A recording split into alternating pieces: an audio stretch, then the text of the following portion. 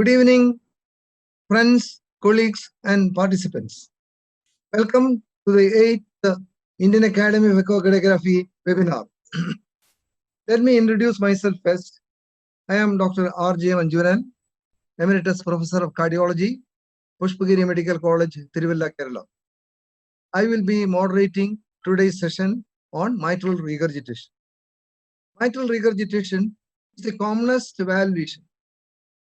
It can be due to a primary pathology in the valve, which is called primary mitral regurgitation, or secondary to ventricular remodeling, as can happen in coronary artery disease, myocardial infarction, or dilated cardiomyopathy, called secondary mitral regurgitation. Echo Doppler examination is the most widely and frequently used investigation to detect, evaluate, and follow up mitral regurgitation. This is because it is simple to perform. The equipment can be taken to the bedside of a sick patient, and serial examinations can be done to assess the progression or regression of the lesion. No other investigation can do that. It is cheap and cost effective. Echo Doppler evaluation of mitral regurgitation has few limitations. However, with the development of new echo technologies like 3D and strain imaging, the echo assessment of mitral regurgitation and its impact on LV function has become much more precise and accurate. To tell us all about the echo Doppler evaluation of mitral regurgitation, we have Dr. Samir Srivastava. He does not need any introduction to this audience, but the custom demands that I have to introduce him. He is the Director, Non-Invasive Cardiology and Head of the Research Department of the Fortis Escorts Heart Institute, New Delhi. He is the past President of the Indian Academy of Echocardiography. He is also past editor of the Journal of Indian Academy of Echocardiography. Before I request Samir to give his lecture, few instructions to the participants. If any participant wants to raise a doubt, he can post the same and it will be discussed and proper answer will be given after the completion of the talk. So we are ready to go to the talk. With these introductory comments, I invite Dr. Samir Srivastava to give his talk on mitral regurgitation. Samir, the floor is yours. Thank you very much for such kind words, sir. And I wish my wife was around so that she could have understood what value I have for you, if not for anybody else. I think I will email to your wife. Okay, thank you very much. So, picking up the threads from where Professor Manjuran has left, we'll talk about mitral regurgitation. But before I do that, let me just give you some background anatomical echocardiographic correlation. Now, if you look at this cartoon, this is a cartoon where you will find that how anatomy gets translated into echo, and then how does echo gets translated into 2D, and then eventually how it gets translated into 3D. So this is what it is showing as a 2D. And soon you'll find that here it translates into 3D, so that one over the other, the things get patched up. And after the advent of 3D, things have become rather comfortable for us as far as evaluation of mitral regurgitation is concerned. So it suffices to say that most of the time, if there is some kind of a 2D evaluation which has been done, if you don't have a very good 2D evaluation, you will not get a 3D good evaluation. That is for sure. But this is from the apex, and similarly, you can get it from the short axis. Now, this is a very important feature in 3D, that when you go across the mitral valve in short axis, you start seeing things more clearly, more visibly, and you are so clear that you can almost identify the scallops, and you can find out which are the scallops which are prolapsing, which are the scallops which are flail, and which are the ones which need to be repaired. So ever since MitraClip has come into action and more and more of repairs are being done, 3D has come as a tool which you can't just get ignored with. So this is 2D across short axis across mitral, and here it comes as a 3D. And when you start having a 3D evaluation, you can really see whether it is A1, A2, A3 or P1, P2, P3. As you go from laterally to medial, that is how you label these scallops. And it's important to identify, because the ones which you have to clip, the ones which you have to repair, these has to be seen. Advantage of 3D is that you can switch over any which ways, you can twist, you can turn, and you can see it from the LV side, you can see it from the LA side, and you can really make some sense of whatever is happening, which is near truthful anatomy. Now, when it comes to evaluation of MR, then echocardiography, as Professor Manjuran has said, that it is the essential for establishing etiology and hemodynamic consequence of MR. And it is the principal examination and must include an assessment of not only severity, mechanism, and repairability, but also of etiology. Transthoracic imaging is most of the times diagnostic, but several times you would need transesophageal echo. So where are we as far as evaluation of 2D is concerned? We have to look at the structure. We have to look at the impact of volume overload. You have to see, I mean, you can make some sense of it. If there is a long duration of regurgitation, then adaptive mechanisms would be more evident then. Cardiac chamber remodeling, though, is not specific for degree of regurgitation, but if it has remodeled, then you must make some sense. Say if it is LA, which is hugely dilated, and LV, which is hugely dilated with normally functioning LV, and you find that you're not getting a good jet, hunt for it. Hunt for the reason, because you have to have reasons for remodeling. If remodeling has not occurred, doesn't matter. But if it has occurred, it makes so much of sense for you to find reasons for finding the reasons for remodeling. Then, of course, for assessing progression, 2D echo is very important. Now, this is the anatomy of mitral valve as we expect it in our understanding of mitral valve. What is our understanding of mitral valve is that mitral valve is a valve which has got 3 anterior scallops and 3 posterior scallops, and from lateral to medial as we go, it will be A1, A2, A3, P1, P2, P3. P1, P2, P3 are well defined because of the serrations, and A1, A2, A3 are less well defined, but they can be made some sense of it if you are doing 3D. But the A1, A2, A3, they merge into each other imperceptibly several times. So it is more of a imaginary rather than a truthful anatomical differentiation, which is a little different from the posterior scallops. But this is not enough for understanding of anatomy of mitral valve. Mitral valve anatomy has several components, and it starts from the left atrial wall near the attachment of the annulus, then the annulus. Of course, anterior and posterior leaflets do surface, and that is one of the most critical part of analysis. But just below them are chordae, which have to be integral. A non-integral chordae can lead to a mitral regurgitation. So is an integral papillary muscle needed, because a ruptured papillary muscle can give rise to a flail mitral leaflet. So despite the fact that it is not an organic involvement of the leaflets, but papillary muscle involvement can give rise to a severe or significant mitral regurgitation. Not only that, the left ventricular myocardium underlying the papillary muscle also constitutes a functional component of mitral valve, if not anatomical. When I'm show you a cartoon of ischemic mitral regurgitation, then I'll emphasize this point again, that left ventricular myocardium underlying the papillary muscle is also a very integral part for analysis of mitral regurgitation. An abnormality of any of these can lead to regurgitation. Now, the best way to look at the scallops and the leaflets is transesophageal echo. There are 3 major views. One is the 135 view, which is also known as A2P2 view. It cuts across exactly across the A2 and the P2.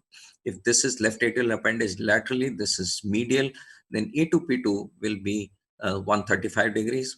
At 0 degrees, you do cut across A2P2, but once you start rolling it anteriorly or posteriorly, if you roll your probe, then you'll cut across not only A2P2, but you can cut across the A1P1 and A3P3. So how do you decide that you are cutting across A2P2?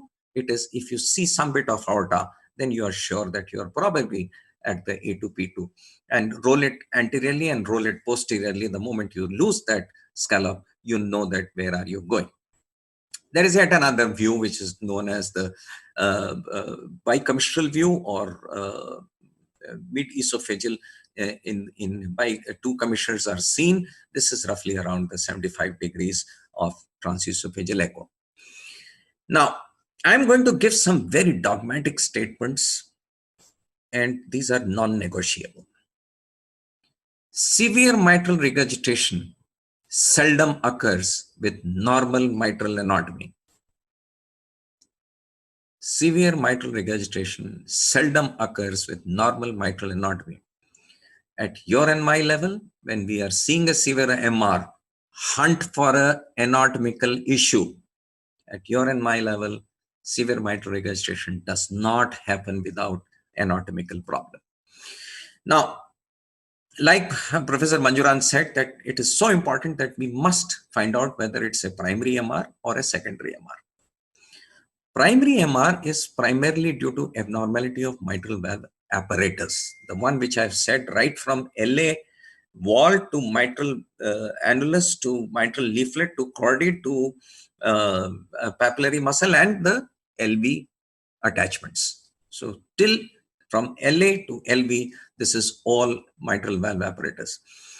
Now, going by statistics, the commonest cause for mitral regurgitation in India continues to be rheumatic, but myxomatous degeneration is also we are seeing, as we are seeing elderly and advancing age, we see a lot of myxomatous degeneration also. Secondary is due to LV dilatation and is a functional MR. In functional MR, the leaflets are normal. Leaflets are normal. The apparatus is abnormal, but leaflets are normal, with restricted motion due to upward displacement of LV wall and papillary muscles with or without annular dilatation, which is almost invariably because of ischemic MR. Why do they call it ischemic MR and not an infarcted MR? I don't know, but that is what the terminology is, IMR.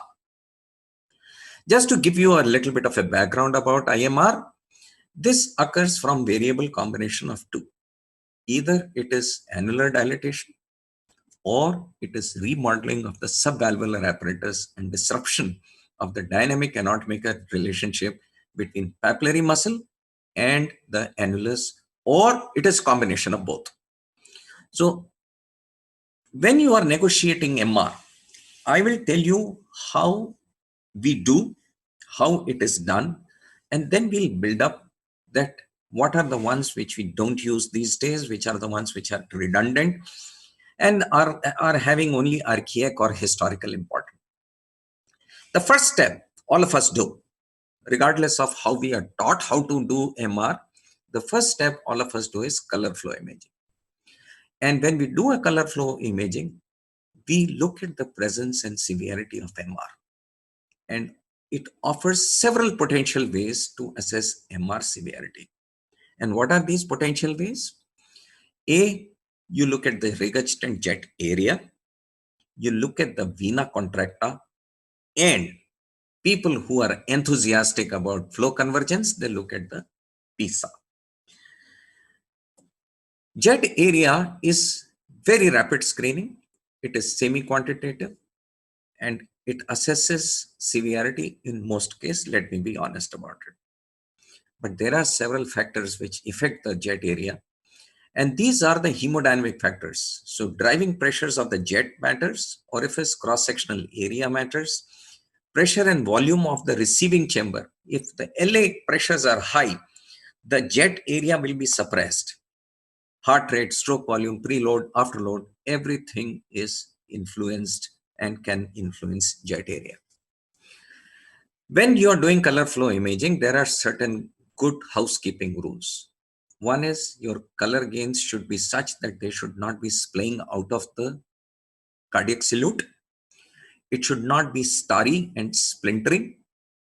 Your Nyquist limits should not be anything lesser than 50 or greater than 60. If it is greater than 60, you will underestimate mitral regurgitation. If it is lesser than 50, you will overestimate it. So your Nyquist limits evaluation, though most of the machines will pick up an automatic Nyquist limits, but have an eye that where are the Nyquist limits? It should be in 50 to 60 range. Color gain, and that should be such that it should eliminate the random color speckling or the starry appearance. Cutoff for jet area is 4 to 8. Remember the median ranges, the mild and the severe will fall into place. So if there is an area which is less than 4 centimeters square or 10% of the LA area, it is almost always mild. So if it is 10% of the left atrial area or it is 4 centimeters square or lesser, it is mild.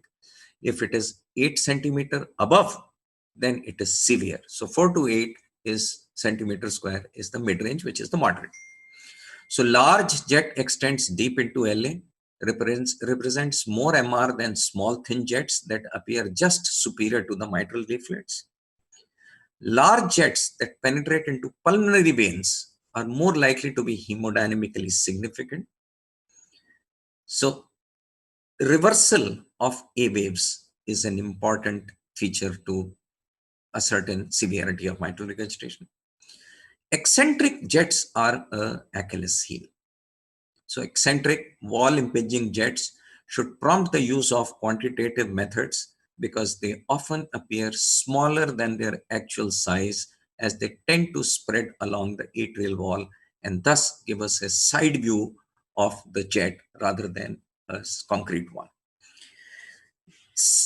Like the way I said that eccentric underestimates mitral regurgitation, the central jets may overestimate because the high pressure jet can entrain the RBCs all around the jet flow, and you can feel that the mosaicism which is appearing is all because of jet. No, it may be all because of the entrainment of the RBC. Now here is an example which I just wanted to show you. Eccentric jet, you calculate the area, it will be somewhere around 7. Now you are not sure what is happening. So you hunt for it, and then when you look at it in different views, you find not only that, it is huge, big time jet. And this big time jet is not only a big time jet, but also it is showing a spontaneous PISA. Now, this is a spontaneous PISA, which I just want to show you. Let me hold it somewhere so that I might. Okay. So this is spontaneous PISA. So if you look at the Nyquist limits here, it is plus 50 to minus 50, which is just about right. And when you look at the jet, from the LV side, you find that there are hemispheres which are appearing like they would appear when you bring down the color jet or the Nyquist levels down, bar down, to enhance the whirling or the spiral or the PISA. Here it is spontaneously occurring at the 50 Nyquist. So spontaneous PISA per se is also a sign of severe mitral regurgitation. Not only that, if you now measure the jet area, you'll find it is greater than 8 because it is almost swirling to the had there been no, this is left atrial appendage and this is left upper pulmonary vein. So if there would have not been this ridge, this would have gone right till the back or the free wall of LA. So there are certain good points to remember. One is that do not rely on single frame measurement. Because the duration of MR is very important, most MRs are pan-systolic. except for mitral valve prolapse and MRs which are associated with hypertrophic obstructive cardiomyopathy. We are not going into the details of HOCM at this point of time, because at some point of time, we are going to have a separate webinar for hypertrophies and cardiomyopathies. That is the time we will discuss.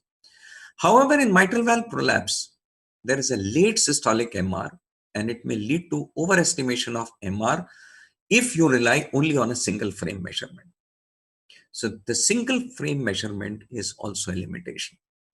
Now, this is something which is approximation, but most of us are very comfortable using it. So let me just give you the area and the percentage.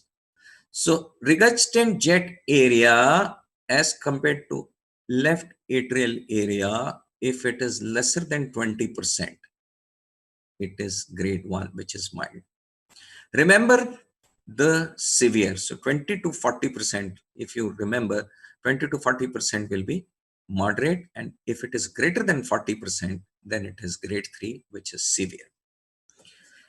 Now, whenever you are taking measurements for LA area, you have to understand that when you take LA area, the annulus, the part of left atrium which is beyond the annulus, is not a part of left atrium. Beyond the annulus, whatever is the cavity you are seeing in LA is not a part of LA, it is a part of the LV. So when you are doing this calculation, understand that we have to take LA like this, and you take it in several views. You will be able to get an area and divide it by the regurgitant jet, and you'll be able to make some sense of what is the severity of mitral regurgitation. So here is an example where if you look at this left atrial appendage, and this is the regurgitant jet area, and if you look at less than 20% will be mild, 20 to 40% will be moderate, and more than 40% will be severe. Now, we know the principle of color Doppler, and the principle of color Doppler is BART.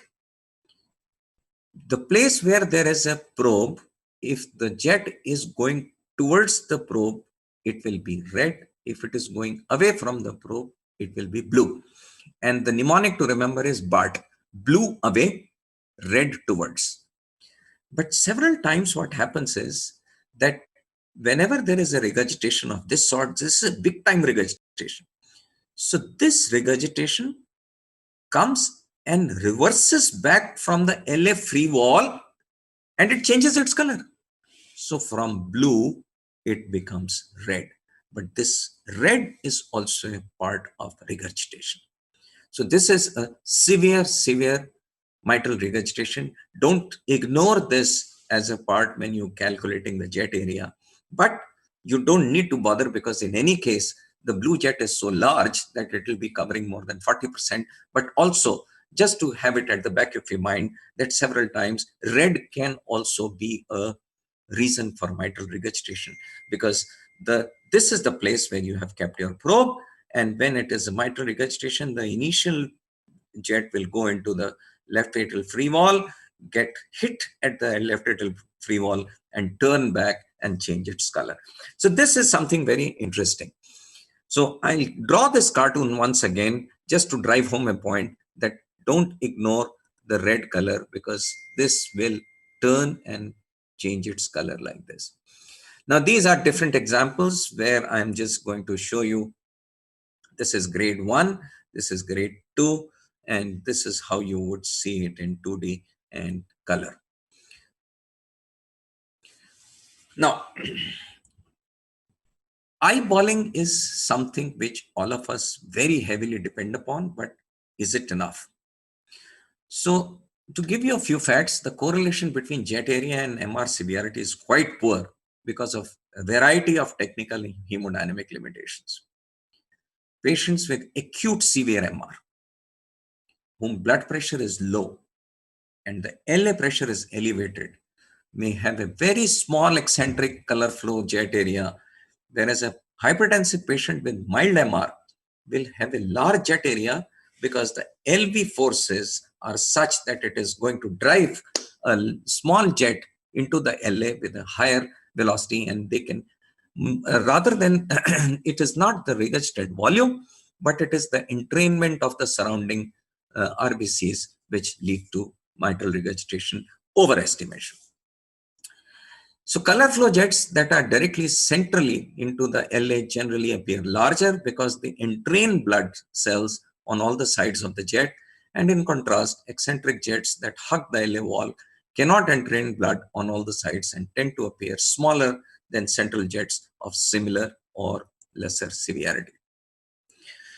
Now, there are certain determinants of the mechanism of MR. Now we are talking about mechanism of MR and how to analyze the jet.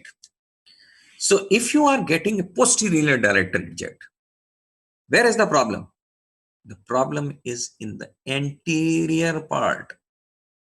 So it could be anterior AML prolapse or flail PL, posterior leaflet. If it is anteriorly directed, then it has to be posterior involvement. If it is posteriorly directed, it has to be anterior involvement. So if there is anterior involvement or an anteriorly directed jet, then the prolapse is in the posterior leaflet. If it is posterior, then it's a prolapse or flail anterior leaflet, or it could be because of restriction of posterior leaflet more than the anterior leaflet, which is not very uncommon in rheumatic, because in rheumatic there is PML is at times straightened and very stiff and not immobile. When it is a central jet, now this central jet is prolapse or fail of both the leaflets or equal restriction of both the leaflets, or it could be pure annular dilatation. When it is commissural, this is excessive motion and rupture of commissural chordae or papillary muscles are responsible. If it is not from the commissures, if it is not from the commissures or also from the commissures and from the body, then it is eccentric origin. And this is most of the times because of either leaflet perforation, because of infective endocarditis, or perforation of or the cleft of mitral leaflet. Fortunately, cleft diagnosis has become very easy ever since 3D has come into action, because if you look at this, this is a typical cleft where this is a person, actually he came to us several years back. In fact, 2003 he came to us. We had just started doing 3D that time, and we found that he was referred from somewhere for mitral replacement, making a diagnosis of rheumatic heart disease, but all he needed were 2 stitches to seal this cleft, and we were fortunate that we had that tool that time also. So it is 3D has made life very simple in evaluation for mitral regurgitation. Now comes for quantification. Quantification becomes difficult. Severe, nobody will miss. Mild, people may overestimate. Moderate are the times where it is always a flux, because which way to err? Because if it is severe, then you have to do something about it. If not, you have to sit on it. So vena contracta is something which is a very robust way of calculation of MR. What is vena contracta? It is the smallest, highest velocity region of a flow jet and is typically located on just downstream from the regurgitant orifice. If the regurgitant orifice is circular, vena contracta width should be an excellent marker of regurgitant orifice area. A particular strength of vena contracta method is that it works equally well for central and eccentric jet. So you are not worried about overestimation, underestimation, though it is not that it is without fallacy, it has its own limitations too. So where to measure? The regurgitant orifice in MR is often elongated, and the mitral coaptation line is something like a smiley face. So vena contracta should be measured in views that are oriented perpendicular to the coaptation line, that is in parietal long axis or apical long axis, or when you are doing transesophageal echo, best is to have a 3-chamber view in transesophageal echo. In 2-chamber view, which is oriented parallel to the line of leaflet coaptation, may show wide vena contracta even in mild MR. So it should not be used to measure vena contracta, because in 2-chamber views, the commissures are splayed longitudinally, and there'll be a vena contracta which will, so it has to be perpendicular. And this is where it is in parasternal long axis, which is the best, and you measure it when it is the narrowest and where it is expected that the turbulence is starting. Remember, like I said, the moderate ones, the mild and the severe will fall into place. The width, if it is lesser than 0.3, denotes mild MR. If it is greater than 0.7, it is severe MR. Intermediate values need more quantitative methods rather than just being dependent on vena contracta. PISA is something which the recommendation writers or people are just not leaving. It is good, it is useful, but inter-observer variability in our own lab, we have found it so much that actually we don't feel that it is quite useful. But just for sake of completion of the talk, I must tell you what is PISA. So these are rainy days. You go on the terrace when it is raining and you'll find that there is a drain. As the water gushes towards the drain, it starts making hemispherical circles. This is the concept of PISA. The hemicircular waves, as you may want to call it, of differing velocities as they enter a narrowed area. I'm giving an analogy of a drain in rainy season, but you can imagine what a mitral regurgitation would be whenever there is a compression from the left ventricle. So, excuse me. So PISA is a flow profile of blood approaching a circular orifice, forms concentric hemispheric shells of increasing velocity and decreasing surface area. As the waves reach towards the drain, the velocity increases and the surface area reduces.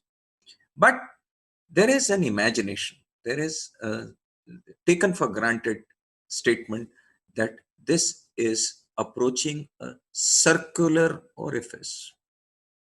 When you do it in 3D, you'll hardly ever find that the effective orifice area is circular. It is never circular, and probably this is one of the reasons that why you get so much of fallacy.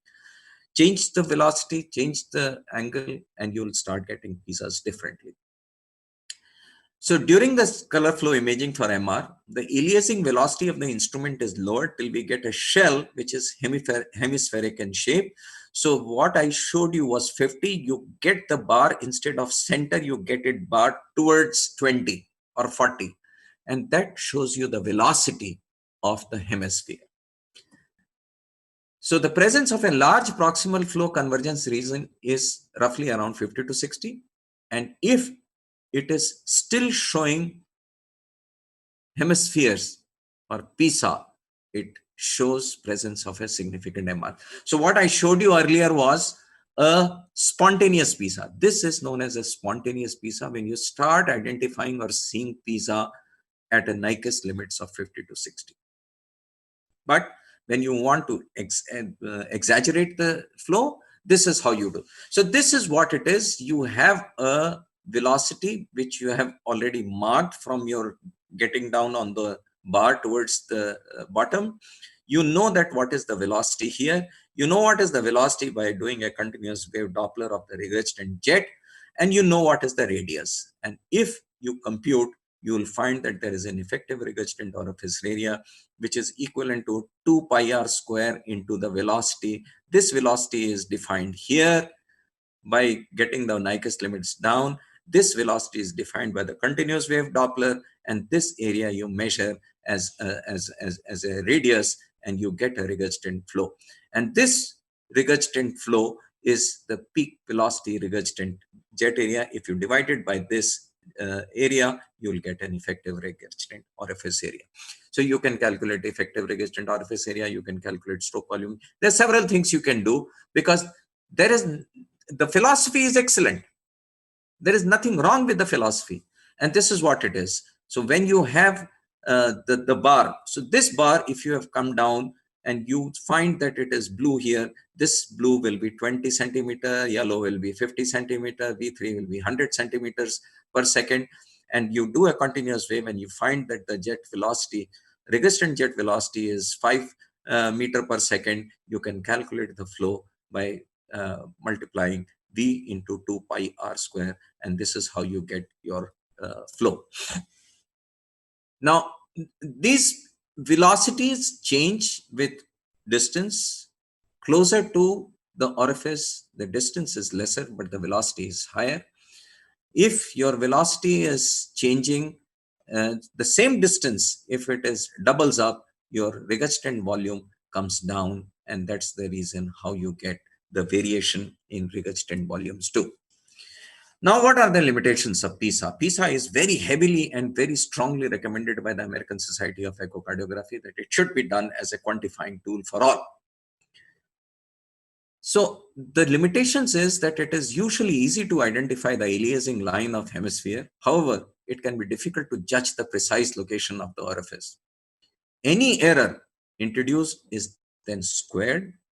If a true PISA radius is 1 centimeter, which you normally want to keep, this is what, because calculations become easy.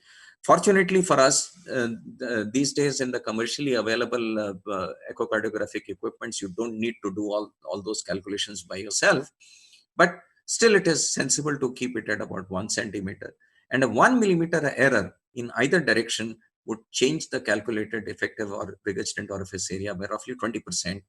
And at a PISA radius of 0.6, a 1 millimeter error can change the effective regurgitant orifice area by 40%. So PISA is more accurate if one can adjust the aliasing velocity close to about 1, which is the normal practice, but have your own judgment. You use PISA, do it on a daily basis, but I will not say that be entirely dependent upon PISA, because the inter and intra-observer variabilities, at least in our labs, are very, very difficult to understand from my side. And most of the echocardiographers we have in our lab are extremely versatile and extremely accomplished echocardiographers. So since the PISA calculation provides an instantaneous peak flow rate, effective regurgitant orifice area by this approach is the maximum effective regurgitant orifice area may be larger than the ERO calculated by other methods. It is more accurate for central jets than for eccentric jets, expectedly so. And in MR, the orifice shape is often elliptical rather than circular. And this can affect accuracy of PISA calculation, which assumes that it is a hemispheric flow convergence. Now, other quantitative methods, pulse wave Doppler method, this offers an advantage in the case of eccentric or multiple jets where PISA is less accurate. Also, quantitative Doppler assessment of MR severity over all of systole, because PISA or vena contracta methods are typically single frame. Like I said, if you do, MR is a systolic phenomena. If it is short, then it assumes a different connotation. If it is pansystolic, it assumes a severer connotation. That's the reason don't be entirely dependent on a single frame, because it can overestimate MR severity in mitral valve prolapse with only a late short systolic MR, and then you would be unnecessarily overestimating the MR. Now in pulse Doppler quantification, it is easy. Again, fortunately, the calculation bit of it is handled by the equipment by itself. But if you want to calculate the stroke volume, all you have to do is cross-sectional area into VTI. So A1 V1 is equal to A2 V2, and you calculated the stroke volume across mitral, and you calculate stroke volume across aortic. So if your mitral stroke volume is say 100 and stroke volume across aortic is 60, so where has 40 gone? 40 has gone back into LA. So this is the sum and substance of regurgitant volume. You calculate the stroke volume across one valve or LVOT, and then you can calculate the regurgitant volume, which is minus what I have told you. Like if you have a stroke volume across mitral, which is so much, and across aortic, which is lesser, somewhere the volume has been lost. And where it has gone back into LA, which is the regurgitant volume. Now you can calculate the fraction of it. So if you calculate the percentage of it, you will get regurgitant fraction of it. And also coming back to the same formula of effective regurgitant orifice area, your regurgitant volume, when you divide it by the velocity time integral, you will get of the regurgitant jet, you will get an effective orifice area. Now, the most common errors encountered in determining these parameters are failure to measure the valve annulus properly. Because the moment you calculate and commit error in the valve annulus, you are squaring up, because pi r square is something you keep squaring up in case you. So the best way to do it, whenever you are taking the cross-sectional area dimensions, you zoom it up, because larger zoomed area will have lesser area. If you have smaller images and you commit errors, then it will be further. So best is to have a zoomed up image whenever you want to calculate the area part of it. So failure to trace modal velocities, brightest signals representing laminar flow of the pulse wave. So whenever you are seeing the regurgitant velocity, you'll find that there is a sharp edge and then there are loose beard-like things. So just the shaggy edges you have to just omit, and the dense ones are the ones which you have to do. And failure to position the sample volume correctly at the level of annulus. These are certain errors which all of us do. Now, there are certain indirect indicators derived from Doppler. We don't use them usually, but for sake of completion and for the history part of it, let me just tell you that the density of spectral display is qualitative index of severity. Denser, wider it is, then more severe mitral regurgitation. Magnitude of early inflow of E waves. Large E wave in a mitral inflow is a sign of severe mitral regurgitation.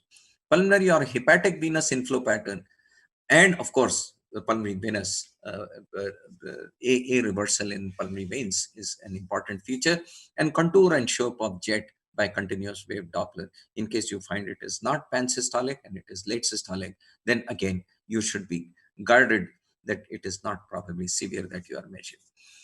Now, acute MR is an Achilles heel, and more patients die of acute MR rather than the infarction itself. Because color Doppler is deceptive, there is a clinical paradox, because in an acute MR, the LA pressures are high that they are causing lesser of jet area. Tachycardia is something which confounds everything. Short duration of regurgitation and small LA, because you expect LA to be large, you expect LV to be large, but in acute MR, you have not found that. And when you auscultate, you are not convinced that it is severe MR when you see. But what you are finding is that the patient is sick. And how is the patient sick? So in a patient of acute MI, the moment you find that there is pulmonary venous hypertension, whether on X-ray or clinically that the patient is orthopneic, start thinking in terms of acute MR and start hunting for causes of acute MR. So this happens because there is a rapid equalization of the pressures from LV to LA. Proximal jet or vena contracta and pulse Doppler equations may be absolutely haywire at times. There is an early truncation of MR velocity and pulmonary venous flow reversal occurs. And TEE is more sensitive because it can give you a better idea about anatomical cracks in the pulmonary, in the chordae or in the papillary muscle. So where are we? We want to assess whether it is repairable or replacement. So on echo imagination, the key feature that helps to predict the likelihood of valve repair are thickness and redundancy of the anterior and posterior mitral leaflet, and identification of prolapsing or flail leaflet suggested of ruptured chordae tendineae. And of course, the direction of the jet matters. So it is important to evaluate the exact size of valve dysfunction. AML, technically speaking, so I'm not talking about claims by cardiac surgeon, because you talk to any cardiac surgeon, they'll say I can repair anything and everything. But honestly speaking, PML repairs are easier, AML repairs are difficult. So AML repairs are more difficult than PML repair, and the PML has 3 scallops. P1, P2, P3 from lateral to medial. And they may have dysfunction localized to the medial or lateral commissural region, which may not be adequately. It is difficult to, again, repair the lateral ones. Come to the ischemic MR. Basically, ischemic MR should be called infarcted MR, infarction MR, but so be it. It is basically because of papillary muscle rupture. It could be because of infarcted papillary muscle, but no rupture. Functional MR is the commonest cause at almost 3/4 of the cases, and MR in presence of structurally normal mitral valve leaflets and subvalvular apparatus. Now, this is the Carpenter's classification, where we need to sort out few conditions which are easily sortable. And these are the ones which is annular dilatation type 1 and restricted leaflets type 3B. Let me just show you a cartoon here. Keep your concentration in this segment because I'm going to create a myocardial infarction here. And then I'm going to tell you how the tethering occurs, because of which there is a central regurgitation of mitral regurgitation. So this is a myocardial infarction. There is a LV which keeps ballooning up, which leads to annular dilatation and papillary muscle pulling. And this leads to mitral valve tenting and opening up an area of non-coaptation, which is functional ischemic mitral regurgitation. I'm going to play that once again so that it goes into everybody's background that what is an ischemic MR. So like I said, that mitral regurgitation is not necessarily because of the leaflet involvement. Here it is myocardial infarction. So if you look at this, this is myocardial infarction. There is an LV Lee modeling, pulling, and the body keeps getting pulled up. There is a ballooning up. Mitral annular dilatation occurs. Papillary muscles are pulled again, and mitral valve tenting occurs, which leads to mitral functional ischemic MR. So the one thing which is decided is that central MR should always caution you whether it is a secondary MR or not. Eccentric MRs are usually not ischemic MRs, but a central MR should guide. Now, what have people done for this? They have done all sorts of crazy things. This is one cartoon which I'm showing you of a coapsis mitral annuloplasty system, where what they did was something like an old-time telephones. This telephone had a central cord, and this central cord was tied right across till the free wall of LV, and they used to keep tightening it till such time the coaptation came to normalcy. And how was this judged? This was judged by putting in water in the LV and keep pushing it. So keep tightening it till such time the water came. The moment the water stopped coming, then you said that, oh, this is not water, actually it is saline, and this is the mitral coapsis system, annuloplasty system, which people tried. But unfortunately, it couldn't improve survival by even a single day, because it is not because of the MR that people died. People died because of LV dysfunction. So this is the sum and substance, that you could do several things for this MR, but was it really worth it? Now, this is something which I just want to show you, and is it repairable or not? So let me just give you, first of all, tell me, is it severe MR or not? If you look at different frames, you will find that in different frames, if you look at this is severe MR. But here, probably it is not severe MR, but there is an area of non-coaptation. What is area of non-coaptation? Area of non-coaptation is 2D representation of vena contracta, because vena contracta occurs from here. And if it is visible, that means MR is significant. Now, when it comes to repairable versus not, most heroic surgeons would want to repair it. But we put the foot down that, listen, this is a thickened mitral. This is rheumatic in origin. LA is hugely dilated. In any case, he is in atrial fibrillation. the patient would need long-term anticoagulation. So better is to replace it, and that is what it is. Okay. What are the criteria for severity of MR? So assessment of severity should not rely on one single parameter. It should be a consortium, but requires an approach of integrated Doppler and morphological information. Regardless of echo Doppler grading, severe chronic MR does not occur, with rare exceptions, without clear evidence of left atrial or left ventricular enlargement. So I'm not talking about acute mitral regurgitation. For chronic mitral regurgitation, if it is severe, either LA or LV or both, they have to be enlarged. So if you're seeing LA-LV to be normal, reassess. Maybe your Nyquist limits are too low, that you are overestimating mitral regurgitation. Maybe you are doing something different, but have a suspicion. The moment you find that the LA and LV size are normal and you are seeing a regurgitation jet which is severe, you are missing something. So recheck 10 times before you commit that it's a severe MR. Now, these are the sum and substance of what we have discussed till now, and then we'll take it forwards. So these are the specific signs of severity. I'll just talk about mild and the severe, and then we'll fit in moderate somewhere near. So mild is, as far as color jet is concerned, less than 4 centimeter or less than 10% of LA. Vena contracta is less than 0.3, no minimal flow convergence. Systolic dominant of pulmonary veins, A wave dominant of mitral inflow, soft density parabolic continuous wave Doppler of MR signal, normal LV size. Now, effective regurgitant orifice area of 0.2 or lesser, regurgitant fraction 0.3 or lesser, regurgitant volume less than 30 or lesser. Come to severe.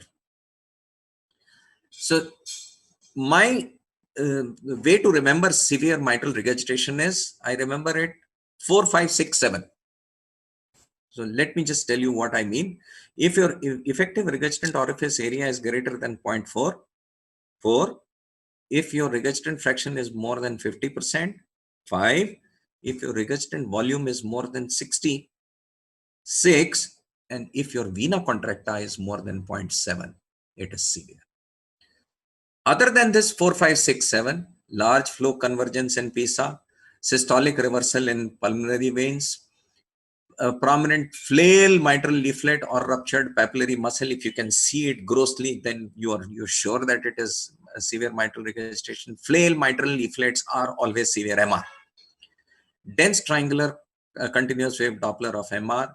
E wave dominant mitral velocity more than 1.2. Enlarged LA-LV size, particularly when normal LV function is present. So this is a sum and substance of severe MR.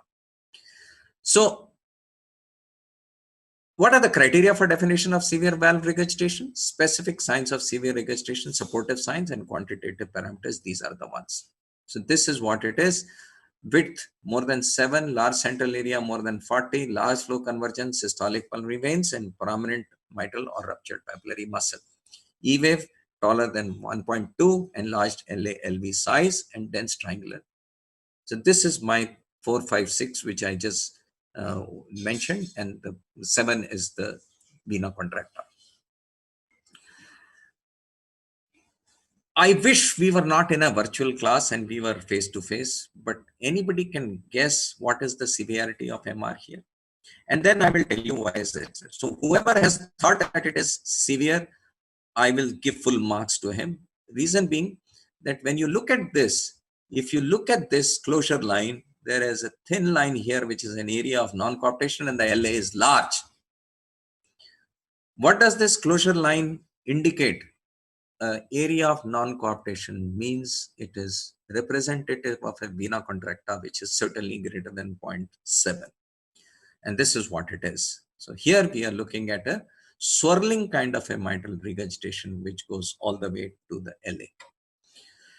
Now, here is a catch-22 situation. The jet area is not too high. LA is large, but what is happening? In one view, you find that there is hardly any jet, but what is happening? If you look at the, let me just try to freeze a frame where I'll show you convincingly that this is something where there is a spontaneous PISA, which is very evident here, that if you see a spontaneous PISA in systole, you feel you'll start desperately hunting for a significant mitral regurgitation. LA is large. Even though the area of jet area is small, you are finding a spontaneous PISA. And once you find a spontaneous PISA, there is a diastolic PISA also, which means that there is a good mitral stenosis too. But there is a systolic PISA also. And then you start hunting for the jet. And when you start hunting for the jet, somewhere you find that in the LA, you're finding something crazy there. And when you start looking at this, you find that here, not only there is a spontaneous PISA, in one view, you find that there is a huge big time jet, which is mitral regurgitation. So important is that how to pick up the cues. And you pick up the cues by looking at spontaneous PISA. You pick up the cues by seeing area of non-coaptation. You pick up the cues by large vena contracta, and then you'll find that probably it is you who has messed up. Now, this is an artificial valve. What is the severity of MR here? Whoever has said severe, I'll totally agree, because there is again an area of non-coaptation, and this area of non-coaptation between an artificial valve and the annulus means that you are looking at something which is nasty, and this is what it is.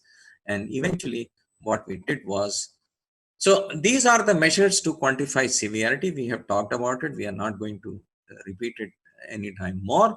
But when it comes to Mitra clip, so Mitra clip is yet another toy for the boys these days, where for mitral regurgitation, which is a degenerative type, or the mitral valve prolapse or Barlow's type, they are putting clips to close. And we have been also doing it.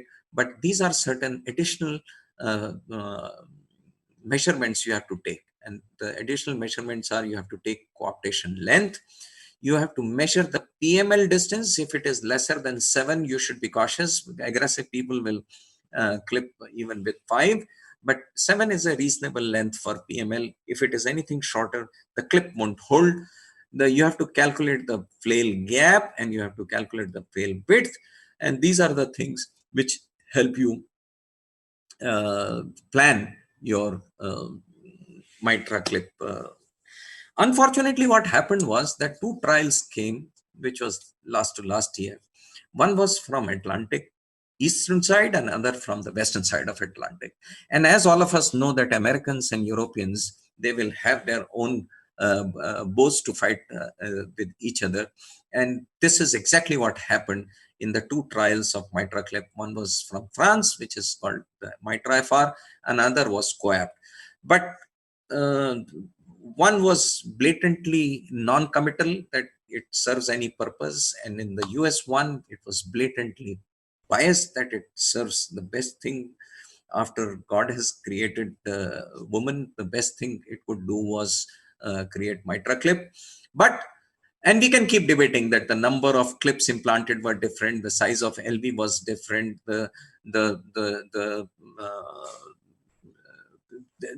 we can keep debating what was the reason for the differences in outcomes, but controversy still exists that about the utility. But certainly for ischemic MR, this is actually, my personal take is that people don't die of mitral regurgitation in ischemic MR. They die of LV dysfunction. And you just correct your MR, you're doing probably nothing for the LV dysfunction. You're doing a disservice more than anything, because it's very, very, very costly procedure, at least in India. Number of clips was different, the LV size was different, the severity criteria was different. So we can keep debating till cows come home that what was the difference of designing between the Mitra FR and COAPT. But certainly both were handling ischemic MR, and there was antipodal outcomes which were discussed. Just for people who are curious to know what is happening, these are the grabbers and the Mitra clips. You can see it. I thought it was playing. I would be happy to take some questions because it Okay. seems the PowerPoint has gone for a 6. If there are any questions, we'll Okay, take. so I'll come back to okay. my sharing the screen again. Thank you, Samir, for such an elaborate and very unbiased description of mitral regurgitation, starting from its anatomy, the classification, and the methods to assess the severity of mitral regurgitation. From your talk, I understand that probably the simplest method to assess the severity of mitral regurgitation will be vena contracta. Can I take that way, Samir? Yes, sir. With its own limitation. Its own limitations. Yes, I am not saying The that most robust probably is vena contracta, but the writing group always favors, for some reason, PISA. I think PISA, as you have rightly said, I also found that sometimes it's time consuming and not easy to get a correct PISA. And hence, I would say that it can be reserved for some research work, but on a routine work, other assessments like PISA or like vena contracta, regurgitant volume, and regurgitant fraction are the ones which we can actually really depend upon.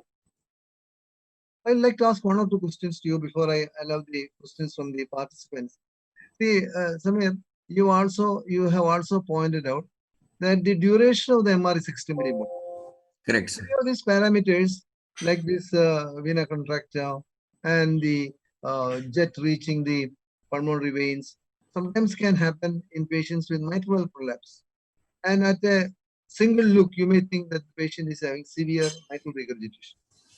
And many of these patients, LV and LA are normal, indicating that the mitral regurgitation is unlikely to be severe. This may be because these patients are having only a mitral regurgitation for a short period in systole, maybe in the late part. Do you have any formula to calculate mitral regurgitation severity in these patients? So these are the patients who should have calculations of the regurgitant volumes, because regurgitant volumes will be very, very predictive of the quantum, and they'll not be single jet. So regurgitant volume, these are the patients who should be going in for quantification. And a rough guide is, if your LA, LV are normal, then probably it is not a pansystolic. Yeah, so very often it is in a late systolic mitral prolapse, mitral regurgitation that you get this scenario where the LA and LV are normal, and the jet may appear that it is severe mitral regurgitation, and ultimately it turns out to be a mild mitral regurgitation. I'd like to ask one more question. Vena contracta, it is always described that you have to interrogate perpendicular to the jet. Correct. So, as we know that Doppler signals are best when it is parallel to the jet. Doppler should be parallel. Yeah, and but here also color flow is also Doppler. Correct. And you are looking at the Doppler signals, and you are saying that when you are looking vena contracta, you Correct. look as perpendicular as possible.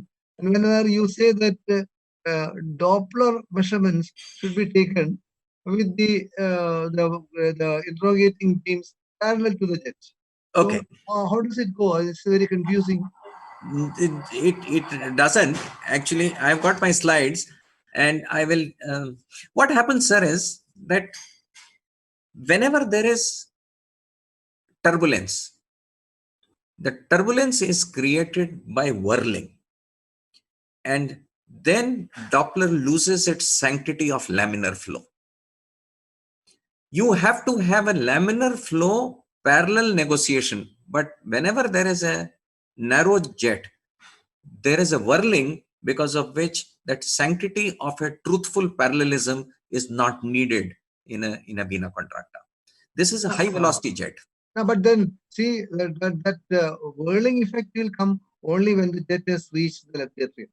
When you are looking for the vena contracta, you have to take the measurement as proximal to the regurgitant orifice as possible. No, from wherever the jet is highest. Yeah, Wherever there is exactly a highest velocity.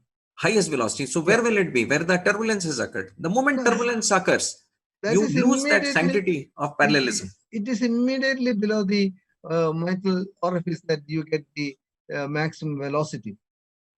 So I agree with you, sir. But this is a sanctity which you have to just respect if you are looking at a laminar flow. Then you won't record. Here it is not a laminar flow. I know there is a limitation. I agree with you. There are a few questions which are coming. We will address the questions. Then we'll go back to the. I'll just have. I'm not getting my space to share the slide, Kanchan.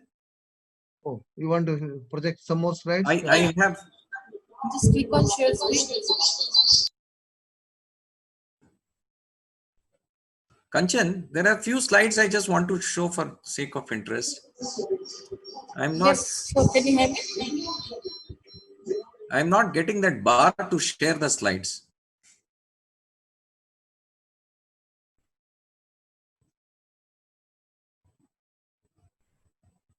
Yeah, now I'll get it. Hold on. Yeah. Okay. Click on Alt, yeah.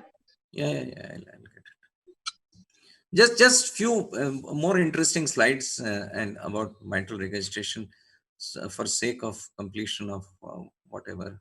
If your that mitra clip is working, I think that will be. Sir, actually, that is the thing which is a corrupted thing. Oh, I see. Okay. But this is what it is. T images pre and post mitra clip. Okay. So this is pre, which is huge, big time mitral, and after the mitra clip here, this is what it is, which is hardly any. So this is where I left because I let me try. Otherwise, if it gets corrupted again, then we are in big time trouble. Okay, I'll come back to paravalvular leak. These are something which are very interesting because 3D has made life very, very easy for us. Because if you look at this is the place where you can see that there is a gap. And all you have to do is see it in color, identify the leak, and all you have to do is plug it. So this is a wire which is going right across. And when you see that this is a plug which has been done and hardly any MR. So these are some very interesting features which are happening these days in mitral regurgitation. Yet another thing which I just wanted to show you was a valve-in-valve procedure. Look at this. This is a flail artificial bioprosthetic valve. And this flail valve means severe mitral regurgitation. And if you see it in real time, you'll find that there is a little bit of underestimation of MR, but it's a trust me, it's a severe mitral regurgitation. And when you look at this, mitral prosthesis is a tricommissural valve. Natural mitral is a bileaflet valve, but prosthesis is a tricommissural valve. And this is a prolapsing valve or a degenerated valve. All you can do is put in a wire and percutaneously you can place in a valve, something like what you do for TAVI. This is a mitral leaking valve, and this is, you can, again, a degenerated valve. You can put in the wires across this, put in valve, and this is the wire which is going across. If you look at this, it is across, and this is the new valve which you can see. So this is a very competent new valve. Valve-in-valve is yet another procedure which is being done for mitral regurgitation of bioprosthetic valve. Here is the new one, which is a tricommissural valve, again, valve-in-valve. And this is the color flow, absolutely competent valve with hardly any regurgitation. So I'm not going into the stages because these are all theoretical discussion. We can pick it up from any guidelines, any recommendation, any book. But these are the stages of mitral regurgitation. These are the mild, moderate, severe recommendations when a TE should be done, which are the therapies, when is dobutamine stress echo needed. These are things you can pick it up from any of the book. and this is the indication for mitral regurgitation. So we can have the discussion now. Just in case we have any need for slides, I'll come back to them. So there is a question from one of the participants. What is the best method to assess the LV function in severe mitral regurgitation? Is it LV ejection fraction, DP or DT, or can you do global longitudinal strain? And also he has got another question. Also, I'll ask both the questions to you. In multiple MR jets, how to assess the severity of mitral regurgitation? So multiple MR jet is a very big Achilles heel, because once you have multiple jets, you have to entirely depend upon the quantification methods. You have to calculate regurgitant volume, you have to calculate regurgitant fraction, and you have to calculate the effective regurgitant orifice area, because you can't depend upon the area, you can't depend upon PISA, you can't depend upon vena contracta. So only quantification is left when it comes to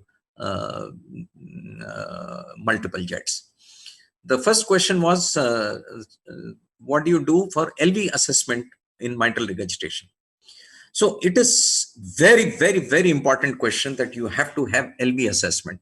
Reason being, if your ejection fraction, a truthful ejection fraction, is less than 30%, you do a mitral valve repair or replacement, people don't survive better. So a cutoff is LV systolic size of 55 and ejection fraction less than 30. If both of them are there, you please do not consider them for transplant list, but getting surgery done for them is easy, but getting them out of the ventilator becomes very difficult. So assessment of ejection fraction is so important.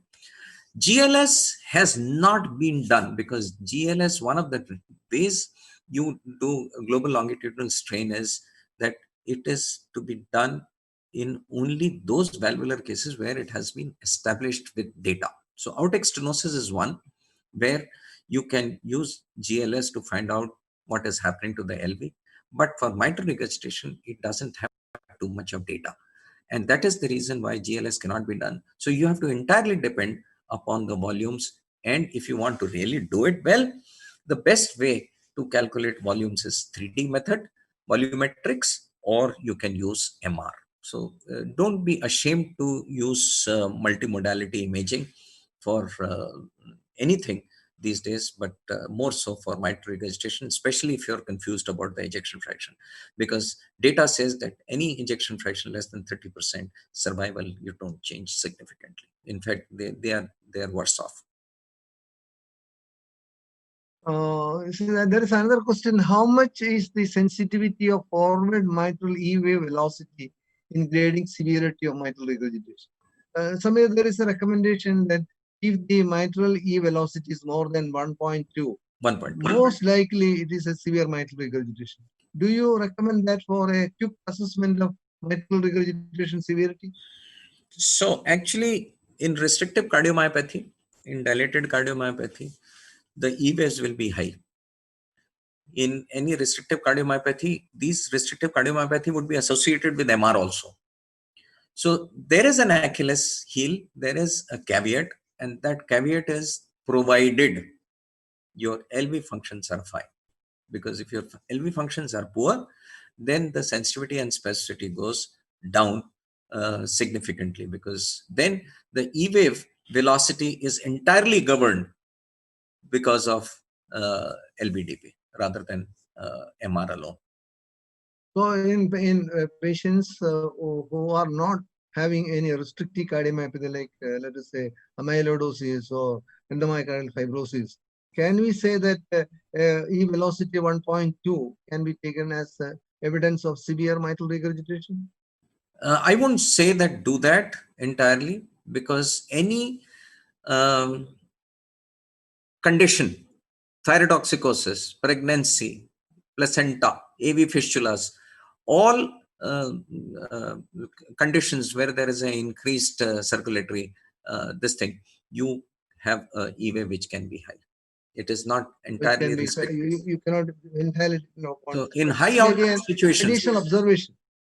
in high output situations, you will have E waves which are high. Another question is every eccentric jet of MR can be taken as an evidence of severe MR? No, Or is it certainly that- not. Certainly not. No. So, but most of the wall hugging MR jets can be considered as severe MR. Can we take that way? Sorry, sir, come again. I lost you. If there is a wall hugging MR jet, can Wall we hugging MR jet could be small jet. Good. The good thumb rule is that if you are thinking that it is mild, grade it one more. If it is moderate, it is severe. If it is mild, it is moderate. If it is trivial, it is mild. So you But, are underestimating by Yeah. one grade. Usually it is considered that when there is a wall hugging jet of MR, the MR severity is very often underestimated. At least by one grade. Yeah. That's it. There are some clinical questions which are regarding the treatment. If MR velocity comes down over a period of time, indicating left ventricular failure, is this also an indication for intervention? MR jet velocity is coming down. Yeah. Maybe because he's saying that maybe systolic pressure is coming down, LV contraction is coming down, so the velocity of jet and the whole jet may be less. So does that mean that that is an indication for intervention? So it certainly means LA pressures are going up. Yeah, LV pressures are going up, and also If you are systolic pressure is coming down, that also can be another reason. So if your blood pressure is coming down, LV pressures, if they are coming down, or if the LA pressures are going up, then your velocities are going to come down. So pulmonary artery hypertension is one of the soft indications for surgery. If your pH, so LA pressures going up will translate into increase of pulmonary artery hypertension, because LA mean is equivalent to pulmonary capillary wedge pressure, which is equivalent to pulmonary artery diastolic pressure, which is directly or indirectly a measure of pulmonary artery hypertension. So I will not say that this per se is a indication for surgery, but it can be taken up as one of the important tools to decide, just in case you are debating. If your PA pressures have increased over a period of time, be careful, you are missing something, and these are the patients who would probably need surgery. I'm digging my slides for indication for surgery in so these are the indications for surgery. And can people see it? So if there is a mitral regurgitation, if there is a primary MR and secondary MR, so we'll just talk about primary MR. If it is severe, symptomatic, ejection fraction more than 30, not less than 30, more than 30, mitral valve surgery is done. If it is progressive MR with severe moderate MR, so this is lesser than 0.7, regurgitant volume less than 60, so this is moderate, but you need to have periodic monitoring. Problem comes if it is a severe MR and asymptomatic, and these are the ones where actually pulmonary artery systolic pressures are the ones, or new onset of atrial fibrillation, they are deciding factors. So once you say that velocity of MR jet is coming down, I'm assuming that you are saying that LA pressures are going up or LV dysfunction is setting in, and that directly or indirectly would translate into pulmonary artery systolic pressure, which becomes a softer indication for surgery. An additional factor to consider surgery. Samir, when you are considering surgery in asymptomatic patients of mitral regurgitation with reasonably good LV function, do you think that those patients who can undergo valve repair may undergo surgery at an earlier time, and compared to those patients who really require only valve replacement? Do you think that, would you like to differentiate between these two? So actually, when you replace the valve, you are truncating their life in any case. Repairs are the ones which have got better survival. Repairs are the ones which should be prepared But you should, unfortunately, what happens is that in our rheumatic setting, we see lesser and lesser of repairable valves. The guidelines have come from West, where invariably and always they'll attempt a repair which is successful in greater than 95%. Actually, they say that in a center, if there is a requirement of replacement more than 5%, they should not be doing surgery. So greater than 95% chances of repair is possible in degenerative valves, mitral valve prolapse, Barlow's, or whatever you want. Rheumatic is a different ballgame. And in rheumatic, you replace the valve early, and it's very debatable, because the moment you put in an artificial valve in a young man, you are introducing one more reason for his poor quality of life and poor quantity of life, because now he would be on oral anticoagulants. And these oral anticoagulants, if you look at 10-year survival with tissue valve versus metallic valve, they just live as long, because most people, even with metallic valve, will die of bleed or thrombosis or stuck valves. So this is a very concerning statistics. So I'm not too sure how to handle or what to do or how to recommend for people who are asymptomatic severe MR of rheumatic origin.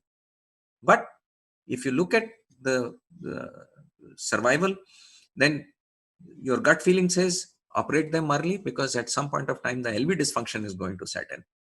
And if LV dysfunction is going to set in, their survival is in any case going to be truncated. Another problem of mitral regurgitation is that these patients are prone to develop atrial fibrillation. And once they develop atrial fibrillation, immediately their prognosis becomes much worse. They require immediately oral anticoagulation, and their future prognosis also significantly comes down. And their need for oral anticoagulation is not one of the newer ones like apixaban, rivaroxaban, or dabigatran. They have to be on oral anticoagulants like acetrom or warfarin. Vitamin K antagonists have to be given. Because this is valvular. Yeah. That's and those are recommended for non-valvular. There's one question. What findings suggest the replacement or repair of ischemic mitral regurgitation while planning CABG? So in a patient who is to undergo CABG, in which patients will you recommend that something should be done to the mitral valve? What will be your assessment of the severity, or there is a possibility that after CABG, some of this mitral regurgitation may also regress. So how will you make an assessment? So first of all, the need for surgery is entirely dependent upon need for arterial revascularization and not based on to do anything for mitral. Yeah. Here is the question is, in a patient who is undergoing arterial revascularization by a surgical procedure, CABG, which are the patients for whom you will recommend a valve repair or replacement? Or will you wait to see whether, say, some of these patients, when you revascularize, the mitral regurgitation can come down, and then you are unnecessarily recommending a surgical procedure for the valve? How will you differentiate? So I'm assuming that if he is going for CABG, that means he has got viable tissue. Yes. So if he has got viable tissue, the chances of his mitral regurgitation coming down are better. Having said that, you can't predict. Yeah. That's what I'm asking. What is the recommendation? So you can give at least a very close prediction. So the close correct procedure is that if it is a moderate or a severe mitral regurgitation, you first of all, foremost is no replacement for ischemic mitral regurgitation. No replacement means no replacement. Why? Ischemic mitral regurgitation is happening because of poor LV. And when you have to replace the valve, what are you doing? You are cutting the chordae, you are taking off the subvalvular apparatus, and you are putting in an artificial valve. The moment you put in the artificial valve after cutting the chordae, you are releasing the LV. This LV is already a ballooned up LV. You release chordae and your LV starts ballooning up, because the tethering effect, like the chordaes are holding the LV not to expand like the reins of the horses. The moment you cut them, your LV starts to dilate. So as far as ischemic MR is concerned, no replacement. Now talk about repair. So if he's going in for mitral regurgitation, CABG with mitral regurgitation, a ring is probably the most appropriate to coapt the valve, and if there is a flail mitral, best is to repair it. So he has to have an anatomical diagnosis that what is the reason for his ischemic MR. If it is an anatomical disruption, he has to go to a center where they're doing a very good repair job and not a replacement. Samir, do you think that in these patients, Alfieri stitch may be a correct option? So Alfieri stitch is same as that of mitral mitra clip. Yeah, that's right. But then you are here, you are subjecting the patient for CABG, and as a part of CABG procedure, when it is over, can you recommend a Alfieri stitch, which may sometimes may be beneficial to the patient? So data for Alfieri stitch, when you see for tricuspid, it is better, but for mitral, it has not shown any survival benefits. Because again, I'll reiterate, the survival in an ischemic MR is not dependent upon MR. It is dependent on only LV dysfunction. Okay, so you as far as possible, you recommend that mitral valve, if at all something is being done, it could be only a mitral annuloplasty, nothing else. Annuloplasty, or if it is anatomical disruption of mitral, say if it is a papillary muscle rupture or if it's a caudal rupture, then certainly you have to do something. Those are very gross things. Okay. So you also don't recommend any mitral clip or mitral regurgitation if the patients. So my mitra clip is something which the whole world has gone into the bandwagon. We have also gone on it.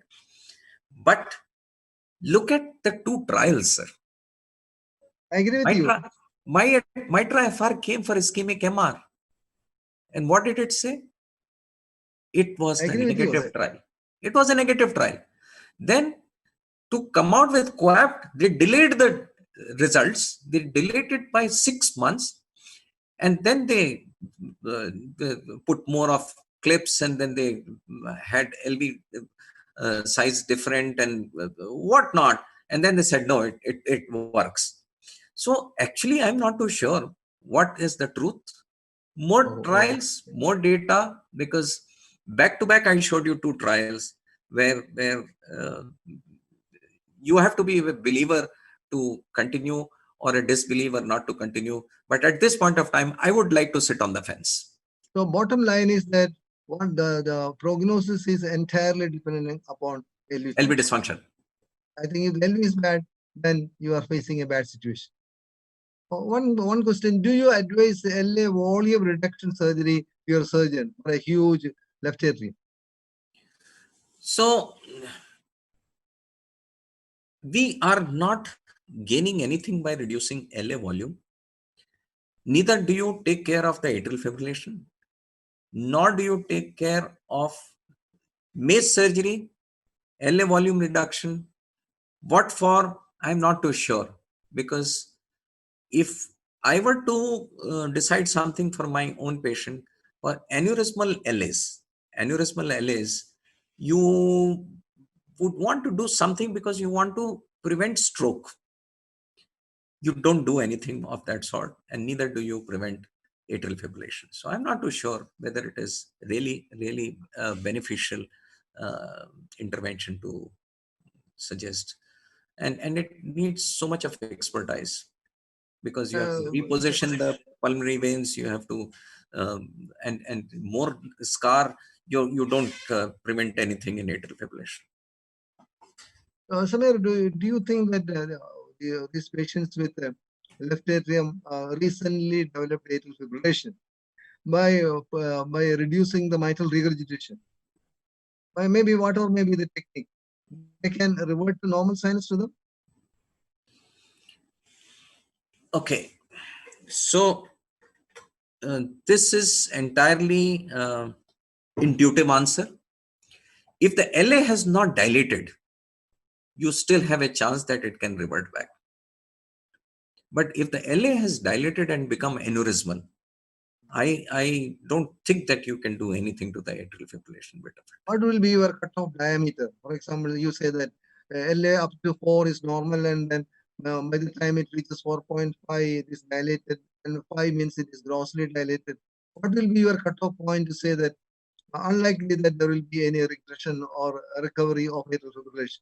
So five is a reasonable limit beyond which I don't think that we should attempt to revert it also. Actually, most surgeons, after replacing the valve, they want to revert it to sinus.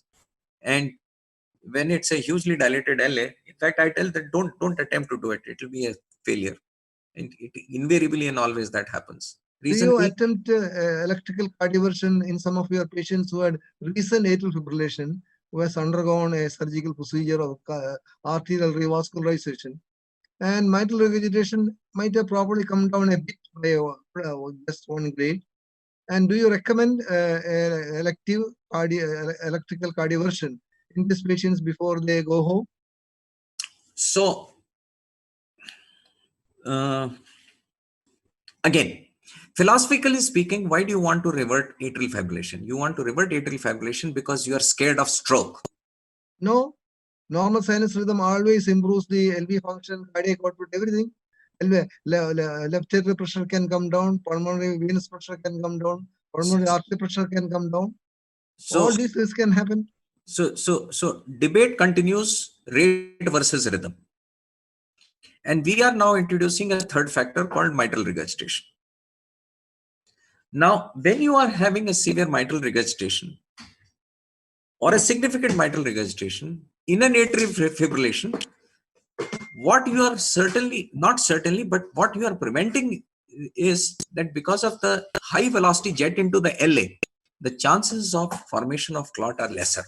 Yeah, that's true. That is true. But then, so if you want to do it for any other reason, go ahead, but not for stroke. No, yeah, I'm saying only to improve the LV function by improving the cardiac output. And just one more last question for you. It is little away from the talk that you did. Is there any time where you think that you will recommend a cardiac MR for the assessment of mitral regurgitation over and above the echo evaluation, both transthoracic and transesophageal?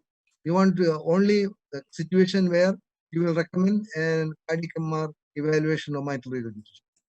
So as a matter of routine, we are doing GLS for every patient, even in MR. The moment we find that there is a decrease of GLS, we want to find out the etiology. And once we want to find out the etiology, you will be surprised how many sarcoidosis we discover. So LV functions, if they are depressed in a mitral regurgitation, if there is an element that you are suspecting restrictive cardiomyopathy, we use MR very extensively. So multimodality care is to be encouraged and not to be denied, and certainly not for patients who deserve it. They should certainly have it. But so you restrict it only for those patients where you think that myocardial involvement can be better evaluated by cardiac. Not in rheumatic, sir. Not in Farlow's, not in mitral valve prolapse. We know the etiology, we know the issues. And also in patients with coronary disease and mitral regurgitation, you don't recommend that there is a need of going in for any cardiac MR. It's obvious for obvious things. Okay, thank you, Samir. I think it has been a wonderful session. You have covered every aspect of mitral regurgitation. The severity has been brought out, and there are multiple methods to assess the severity of mitral regurgitation, which include vena contracta, regurgitant volume, regurgitant fraction, regurgitant orifice, that area. So there are multiple methods. This is because no single method can definitely and completely assess the severity of mitral regurgitation. With the development of 3D echo, the things have improved. We can look at the valve much better. We can give a better anatomy to the surgeon, and the regurgitation assessment also is definitely much better. So things are improving, and the echocardiogram definitely is the correct investigation to assess the mitral regurgitation, its severity, its follow-up, and also to assess the prognosis in relation to left ventricular function. Thank you, Samir. Thank you, all the participants. Thank you. I think we had a wonderful session. Good. I think we are going off the online. Thank you very much, sir, and stay safe, everybody. Okay, right. Okay. Thank you, Samir. Thank you.